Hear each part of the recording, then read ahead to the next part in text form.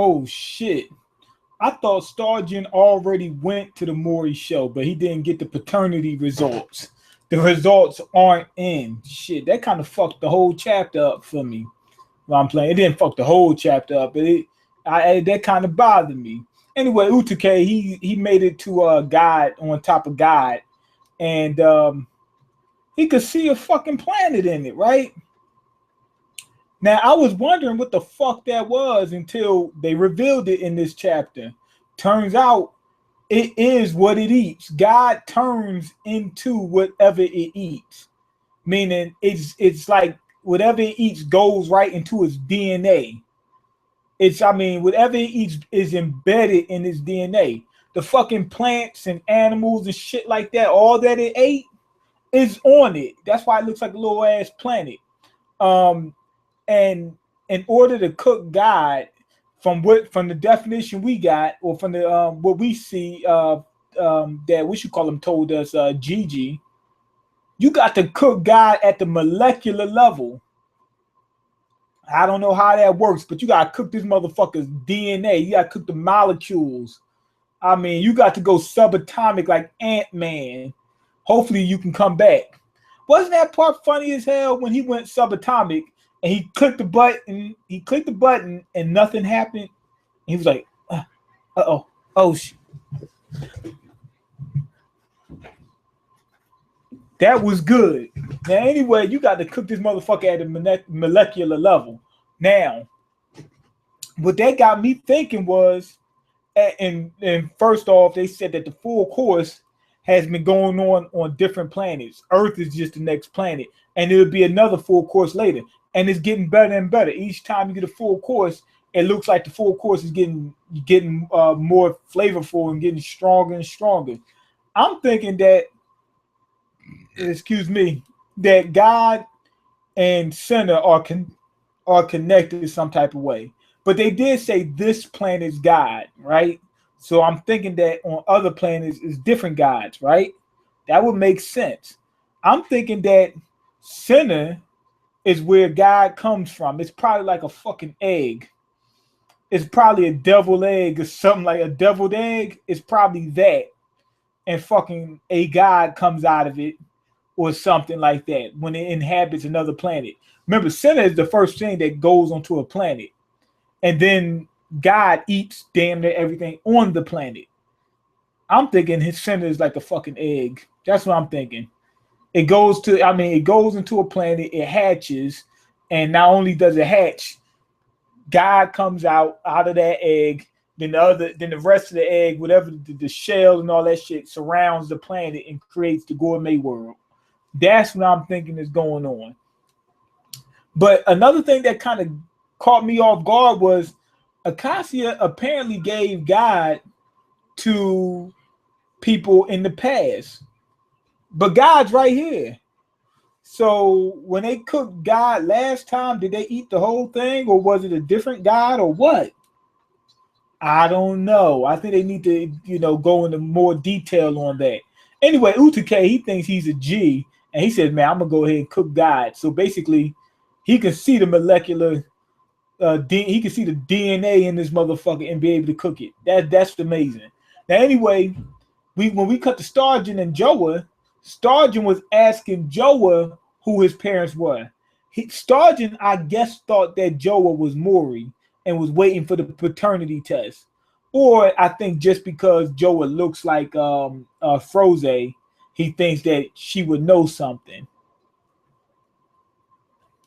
At the last chapter, it seemed like he knew and was getting ready to reveal it.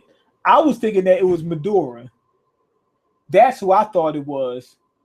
Now, we still don't know, could still be.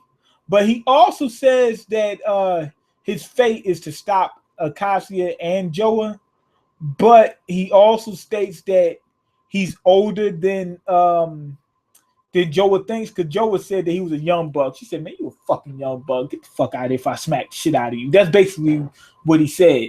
Now, with that being stated, when he said that I'm older than you think, the fuck does that mean? Toriko said that he was he 26 now, 27? So if that's the case, then Stargin should be about the same age, right? Because they were in the same womb at the same time, right? The only thing that came to my mind is if he's saying that, I'm thinking this has something to do with some back channel shit. I'm thinking that Stargin was born first, even though they're kind of twins because they were in the womb at the same time. But some back channel shit took place with Toriko when he stayed in the womb. Maybe the reason why he was in maybe the reason why Toriko got so many gourmet devils is because he was in the womb for so long. Like one, like, oh man, I got a baby here, goes in there. That's what Red went in there. I mean, no, not Red. It was whatever that fucking one. Green goes in and says, oh, a baby here. This one looks promising. And then another one sees, oh, a baby. Let me go in there. Oh, wait, somebody's already here. Then Red comes. Oh, wait, two people are already here. That's what I'm thinking might have happened. It might have been some black back channel stuff. Anyway, Joe and Stargin was fighting, and Stargin's got his eyes closed, but he got that third eye still open. That shit is putting in work. Joe was talking about how fast he can move, but Stargin was able to keep up. Stargin said that he was on the track team for a little while and got a little quick. That's what happened. It was a nice little exchange. Now, anyway, Red, we cut away from that. Red was fighting against Pear. And Pear was giving it to this motherfucker. He tore his arm up. And that's when Red said that he needs God and he needs Sinner. He said, once I do that, I can go full strength on these motherfuckers and start playing with them. Now, if you look at it, Red is having trouble with Pear. Blue doesn't seem to be having trouble with Adam. Adam and Pear, from what we know, they should be around the same level. I mean, it's hard for me to think that they're that uneven. But Blue isn't having too much of a problem, which is telling me Blue, like I thought, Blue is stronger than Red. But what you call them? Adam also states that Blue's cells are blue the same way the blue nitros are blue. So Blue, I think, is from the Blue universe. But why are they coming from different universes to go into Toriko? I don't know. But that tells you right there. What you call them? Toriko is the combination of all three universes, or if it is three. Anyway, we cut to Acacia fighting God, and God's got Acacia on the defensive. So Neo tagged Acacia out. He said, yo, let me get this motherfucker. He said, I'm tired of this boy. He's going to stop playing with us. Anyway, Neo transforms into a damn frog. It transforms, literally, it's in the shape of a frog, and it's getting ready to eat that tongue. It got tired of getting hit with that tongue, so it transformed. But right before he does that, they get blasted by something. One of the 8 fucking kings. And the blast goes through the planet like it's nothing. Turns out it's damn Heracles. I thought it was good. I thought it would be the Dragon King. Turns out it's the Horse King. Now, anyway, he's got company.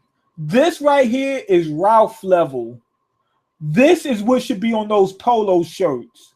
When you got a polo shirt, it should be Heracles with Bambino on top of them. Instead of that fucking polo dude, the horse rider, whatever, it should be Bambino on Heracles. That's Ralph level. This is Ralph level. Kanye West would be proud, man. I'm telling you. So anyway, Bambino jumps up, shoots some damn attack at Acacia and knocks him back. And he's laughing, and he's not in his normal form. I'm thinking that our power scales is a little bit different than we previously thought. I'm thinking that maybe Jiro and Ichiru were somewhere near 8 Kings level, but not really surpassed them. Because Acacia's he got tossed by them. Whereas he was playing with, he just got out of a fight with Don Slime and played with Jiro. Now Jiro could have got the drop on him, but he chose not to. So that's just to be fair. Jiro may have been able to win had he chose to kill him when he first got that opening in. Now they're fighting. Akashi is fighting God, and God's giving him the business. So I'm thinking Akashi is probably somewhere near 8 Kings level, but he ain't near. He's not on God's level because God was really giving him the business. So I'm thinking our power scales might be a little bit off. Akashi might not be as strong as he leads us to believe. He might not be stronger than God, but he might be just as strong as one of the 8 Kings. But then if he beat Ichiru like that, then that means that Jiro wasn't on 8 Kings level. He probably was close to 8 Kings level. I'm thinking that the power scales need to be looked at. Anyway, when we look up, it's some more 8 Kings there. Deer King is there, Sky Deer, Emperor Crow, and Mother Snake are there. So we got 5 of them. So we missing Moon, Deros, and Guinness. That's the only ones missing. This chapter, I liked it for the action and for the reveal about God. You got to cook his molecule. You got to cook the DNA. That was nice. And finding out more about Blue. Blue is not a red universe demon. That was all good. But what threw me off about the chapter was Starjin. He doesn't know who his parents are? Okay. But in the last chapter, it looked like he was getting ready to say, I know who my parents are. It's this person or it's these people, whoever. But he didn't say that. But for him to say that he's a lot older than Joa thinks, does that mean that Toriko doesn't know his real age? I'm thinking there's some back channel shit because Ichiru found him when he was a little kid. You get what I'm saying? So I'm thinking there's some back channel shit. So that means that Starjin might have been born first and was in this world for 100 years, but the back channel was activated. So Toriko was born later as a younger brother, but way younger. That's what I'm thinking might have happened. I'm not 100%, but that's my theory. But anyway, let me check the comments. But yeah, this chapter was Ralph level. It was Ralph level. I'm gonna give it a 4.5 out of 5. Okay, I can't give it no perfect one because that Starjin thing was just weird. Okay, the 8 Kings are too strong. Even Toriko, with all his strength, Heracles only took a sigh of relief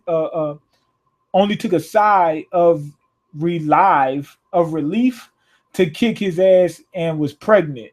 So I think 8 Kings will always be the strongest. Yeah, that's why I'm thinking. I mean, it looks like it from here. Even when Toriko eats the full course, of course, God seems stronger. I think when Toriko eats the full course, Blue's going to be stronger. So Toriko looks like he's going to be up a high level. Toriko is really he's not even fighting. He's just using his damn energy. I think Blue and Red are drawing on his energy because he's over there sweating.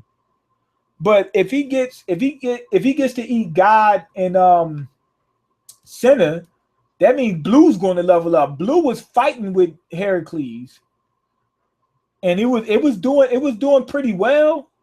Couldn't win, but it was doing pretty well. But to be honest, Heracles really messed up Toriko more so than Blue. Toriko couldn't breathe, so he had to redraw. He had to bring Blue back, but Blue wasn't jacked up from the fight, so Blue could be 8 Kings level. Who knows? But when they get the full course together, get the whole full course, Blue may even be surpassed that. Okay,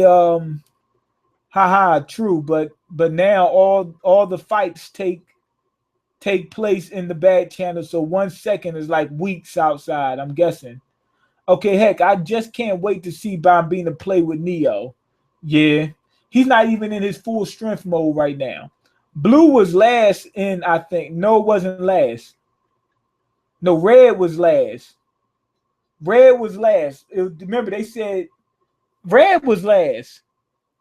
Yeah, because I think Red said that Blue was there before him. And then Blue said he was here before all of us. Red was last, if I'm not mistaken. Blue was last, and I think it was stated Toriko hasn't hair wasn't blue always. Yeah. Okay, Potato, they may have a debate among themselves on whether to fight or not. I don't know. Okay, Toriko's demons are fighting completely independent of him. It doesn't feel right to say Toriko's demons